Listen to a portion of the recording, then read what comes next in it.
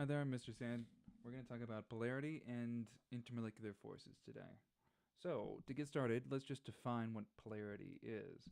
You might have some idea what like a pole is. You might have heard that word before. What are the things that you know that have poles?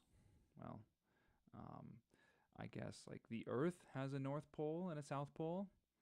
Magnets, they have poles. There's a positive pole and a negative pole, or sometimes they call them north and south as well.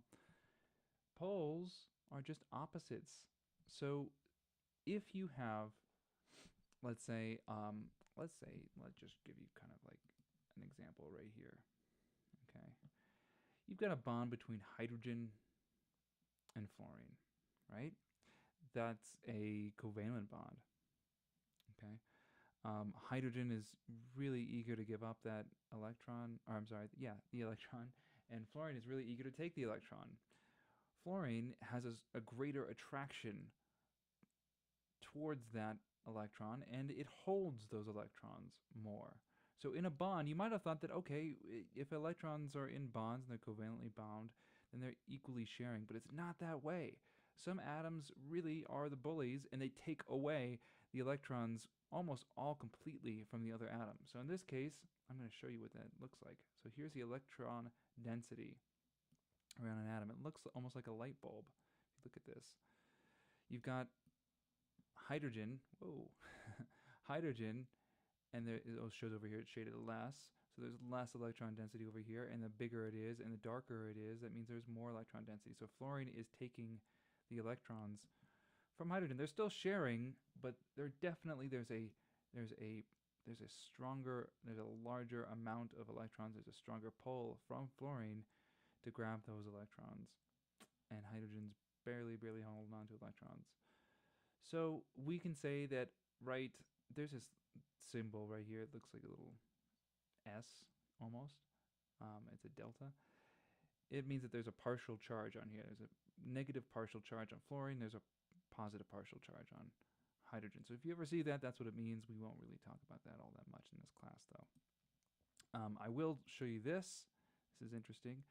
You can see there's, I'm going to take this off right here. Hopefully, there we go. Yeah. There's a little arrow right here. That arrow points to where the electrons are going. In physics, we could call that a vector. So in this case, the electrons are pulled towards one side. So because there's a side that is different than the other side, we say that this molecule right here is polar. That's it. It's a difference of charge. It's an unequal distribution of electrons. That's what polar, or yeah, that's what polar means. An unequal distribution of electrons. Okay? You could say an unsymmetrical as well. Unsymmetrical, if you know what symmetry means. Something symmetrical if it looks like it's even on all sides. There's different kinds of symmetry. There's radial symmetry, there's bilateral symmetry, but we're just going to use a regular kind of idea of what symmetry looks like. You'll see in more detail what I'm talking about here in a second. So this is obviously a polar molecule right here. Let's look at another example of a different molecule. Let's look at this one, H2. Ah, both these hydrogens, well, they're identical elements here. What would you expect their electron cloud to look like around them? It should look pretty equal. So there is an equal, it's a symmetrical, if I can get this rearranged right, like this. Yeah, like that. It should look pretty equal. It's a pretty, you could draw a line right here, and it would look like a mirror image of itself. If you drew a line right here and flip this side over to there, it would be the same. So this is a symmetrical distribution of electrons. So I could call this thing nonpolar.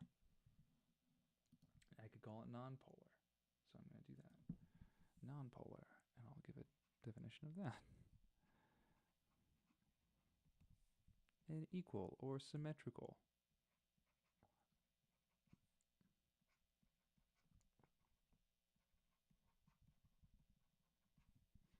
distribution of electrons.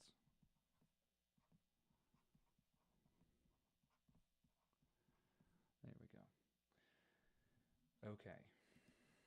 So we know what polar and nonpolar are, I hope. Let's take a look at some other examples. All right, we've got O2. They're the same atom, so they should be pulling equally, right? So that we call them nonpolar. Water, check that one out. This one, remember that it has that bent shape because there's two electron pairs out over here. Remember that from the separ? Well, what that does is it makes this kind of unequal, very unequal distribution of electrons. So this side is very, very negative because there's lots of electrons over here, and over here it's very, very positive. We've been saying that over and over in this course, and we didn't really know why until now. There's a greater pull by oxygen because it already has those electrons and it's electron hungry, and it's pulling some of these electrons from the hydrogens anyway. It's doing a really good job of that. Okay, so that's polar. What else we got here? We've got, let's do carbon dioxide. That's an interesting one because look at that. It looks pretty symmetrical. On both sides, these oxygens are pulling the electrons away from carbon.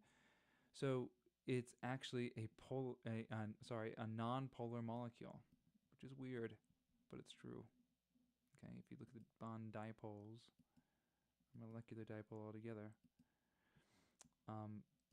there's no one way that the electrons are being tugged. They're being tugged equally and oppositely here and here. So there is no polarity in this molecule. Okay, so that's polarity. It should be a pretty straightforward concept. Let's show you a different one. This one might be a little bit more tricky. I'll take off the electron density in a second. Right now. Okay. So remember that shape, that tetrahedral shape here? Well, this shows up all the time for methane. There's the different hydrogens. And the hydrogens, really, their electrons are being pulled from them towards the carbon in the middle. So if you look at, all the dipoles here, all the little arrows, that looks really confusing. I'm going to turn that off. Right. They're all being tugged equally and oppositely towards the middle here. So eventually all of that is going to be equal, a symmetrical distribution of those electrons. So even though there are little tiny bumps on here, this is a symmetrical molecule. You gotta convince yourself of that.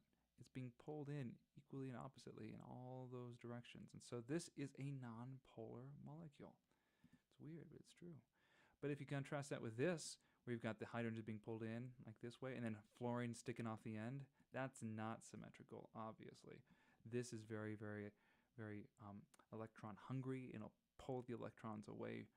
And so this side is definitely, definitely lopsided. You can tell that just by looking at this molecule. It's lopsided. So this is polar. Definitely polar. Right. What else should we talk about? Let's talk about intermolecular forces. Shall we? Yes, let's do it. Okay, so I think I gave you a flow chart. Let's take a look at that. Let's take a look at a flow chart that I think I started you with for IMFs. Did I?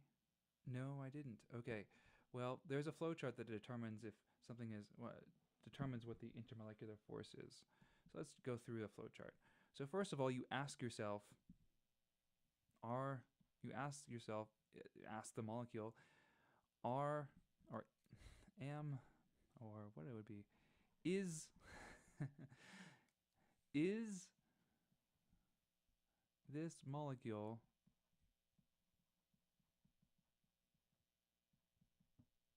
polar? If yes, then we go that way, and then if no, we go this way. Okay, let's say if it's polar, right? So let's just assume we're talking about the molecule, the hydrogen fluoride, or hydrogen monofluoride, right? Yeah, it's polar. Okay, great. So if it's polar, then you have to ask yourself a further question. Does it have a HF, HO, or HN bond? If yes, that's a hydrogen bond in between molecules. If no, then it's a dipole-dipole attraction or force. Dipole-dipole, I'm going to say attraction. This flowchart will make sense in a second. Okay, now let's go back up over here. Let's say, okay, is this molecule polar? If no, then, well, this is going to be, this is what we call van der Waals. Van der Waals, or Van der Waals. I know some people who speak Dutch are going to try to correct me here. Van der Waals force. I say Van der Waals.